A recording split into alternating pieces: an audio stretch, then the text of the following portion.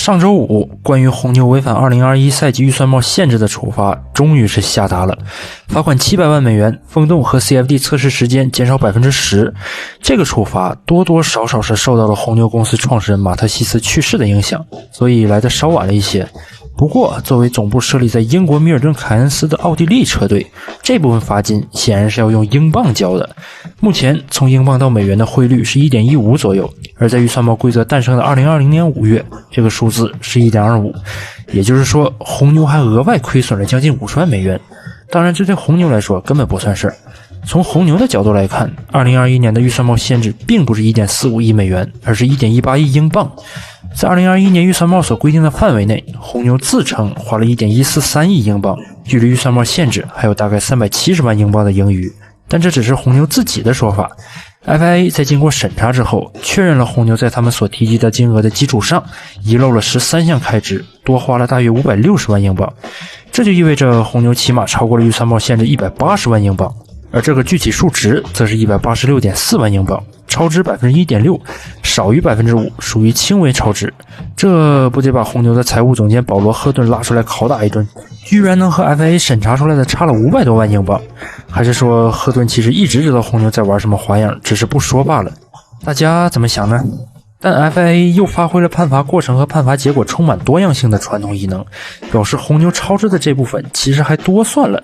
因为在英国，发展尖端科技的公司可以申请研发支出信贷来换取一定的免税额度。如果红牛有效使用了这部分额度，那么红牛就会得到 143.1 万英镑的减免。也就是说，红牛实际上只超支了43万2652英镑，超支额度也从 1.6% 降低到了 0.37%。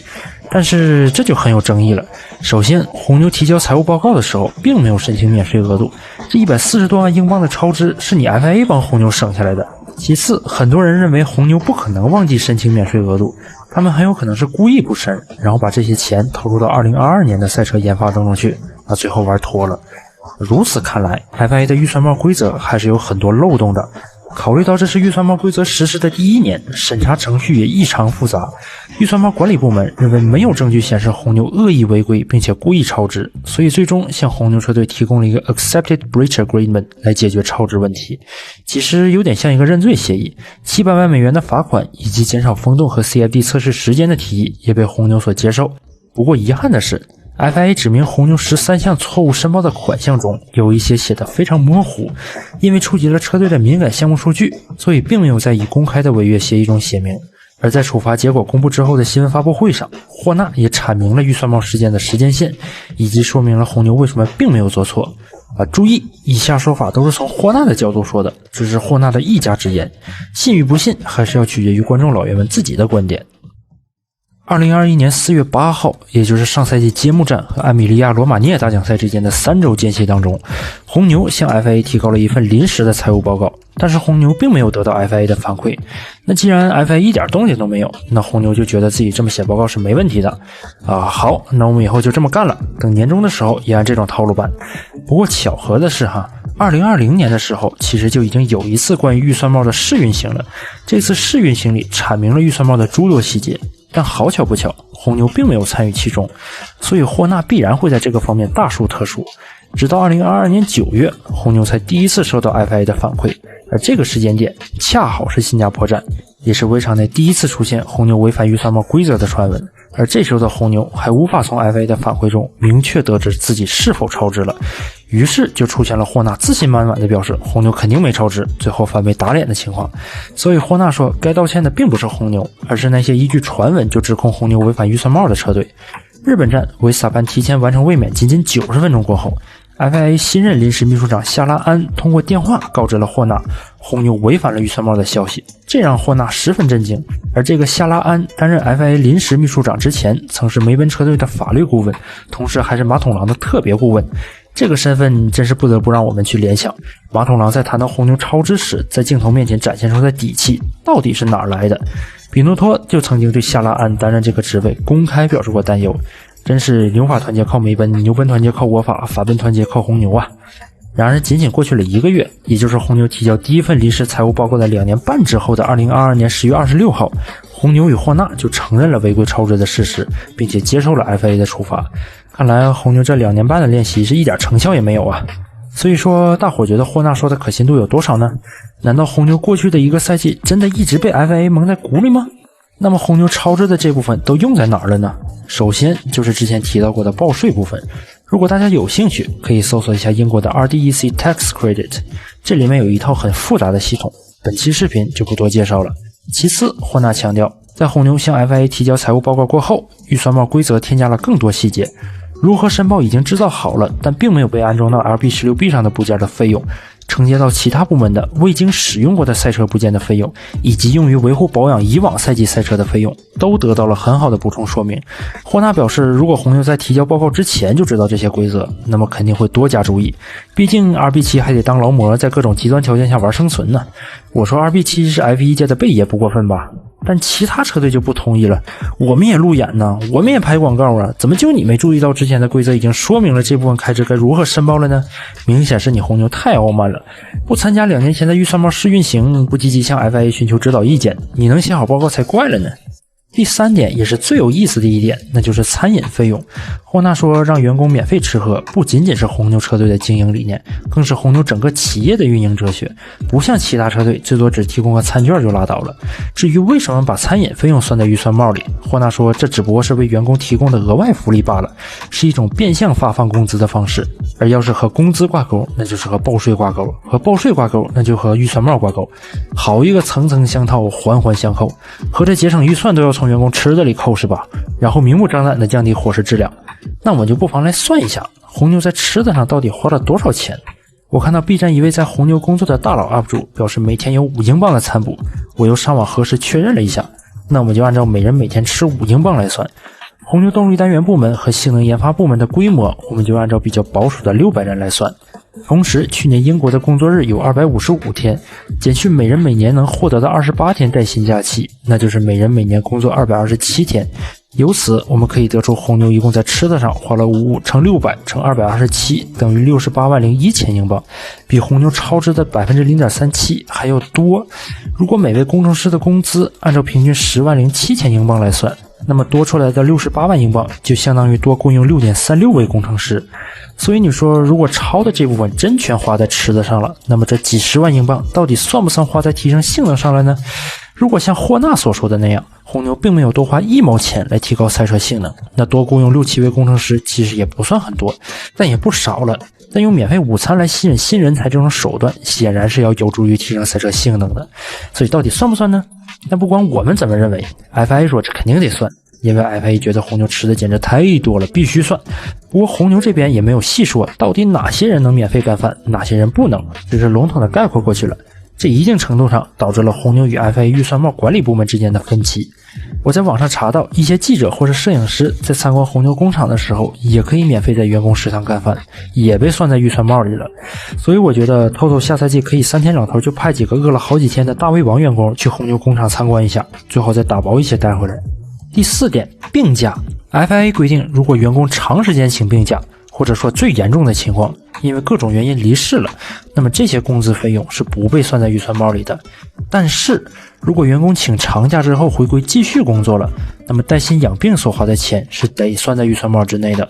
所以红牛和 FIA 的分歧就是，车队这边到底要白发多少薪水才能不被算在预算帽里呢？第5就是对于正在休花园假期的员工薪资发放，而这其中占比最大的就是红牛前任空气动力学主管 Dan Fallows。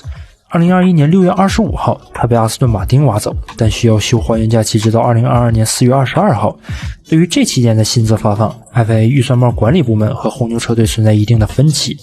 这5点便是红牛绝大部分超支开销的去处。但尽管如此，霍纳还是坚持不承认这些超支给红牛带来了任何性能上的提升。维斯塔潘去年以及今年的冠军都是光明正大的获得的。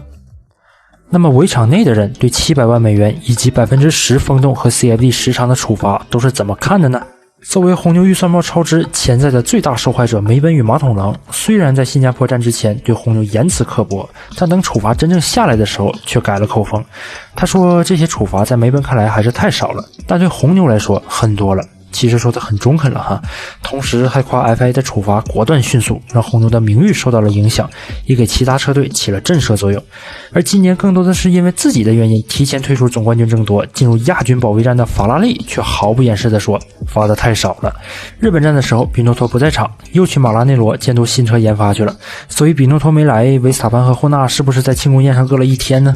法拉利副领队兼比赛工程师洛朗梅基斯成了比诺托的嘴替，梅基斯直言不讳，霍纳就是在扯淡，你红牛生病的多，吃的也多，真把自己当养牛场了。梅基斯说，红牛的超支其实不光是餐饮和病假这两个单独的方面，而是整体超支。霍纳混淆了这个概念，他完全可以把研发开支藏到下面去，然后把餐饮病假开支拿上来，打造一种我们超支的部分只有餐饮和病假这两个部分的假象。而红牛就可以用这多出来的200万美元搞研发，每圈快上个0点几秒，扭转争冠局势。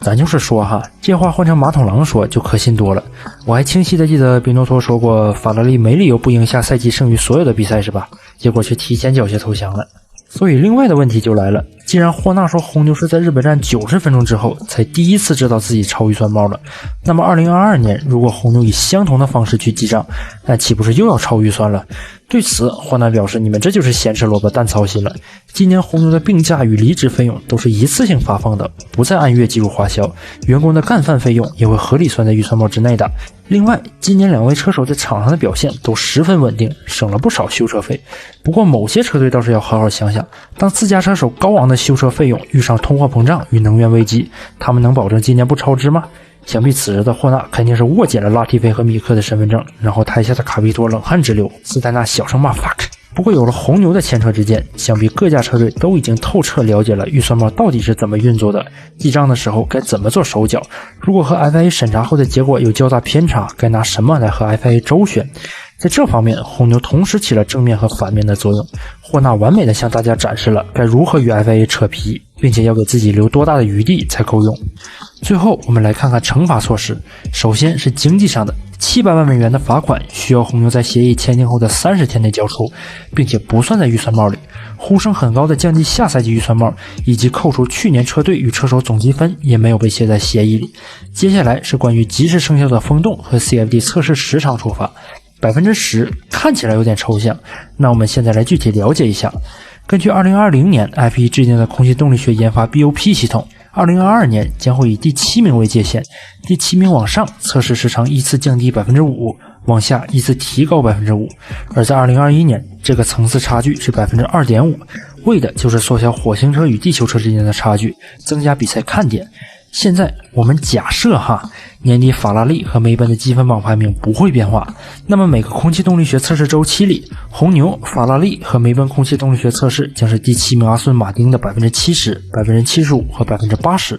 对应的，马丁可以在每个为期8周的 ATP 里跑320次风洞，每次睡80个小时，同时拥有2000个 CFD 项目，乘以 80%、75% 和 70%， 我们就可以得到梅奔、法拉利和红牛的数据。而红牛还要在 70% 的基础上扣除 10%， 变成 63%， 也就是说红牛只能在每个 ATP 里跑202次风洞，每次只能吹50个小时，只有1260个 CFD 项目，一下子比梅奔少了1/5。这么看来处罚的确不少了。霍纳说这会给赛车带来每圈 0.25 到 0.5 秒的巨大损失，但霍纳非常鸡贼的一点就是他并没有说这些损失到底是由什么造成的，是预算帽的连年缩减，还是空气动力学研发 BOP 所造成的，亦或单纯是由处罚造成的，还是三者都有，霍纳并没有明说。但显然法拉利对 10% 的处罚是不满意的。梅基斯说红牛超支的花销所带来的收益绝对不仅只有这 10%。